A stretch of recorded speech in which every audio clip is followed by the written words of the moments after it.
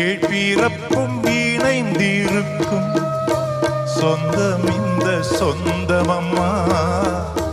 வாழ்விருக்கும் நாள் வரைக்கும் தஞ்சமும் தன் நெஞ்சமம்மா.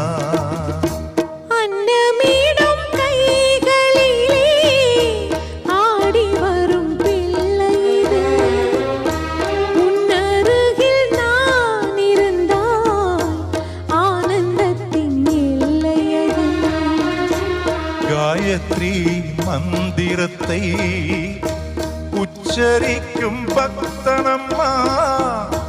கேட்கும் வரம் கிடைக்கும் வரை கண்ணுறக்கம் மறந்ததம்மா. மஞ்சள் கொண்டு நீராடி மைக்குழலில் பூச்சூடி வஞ்சி மக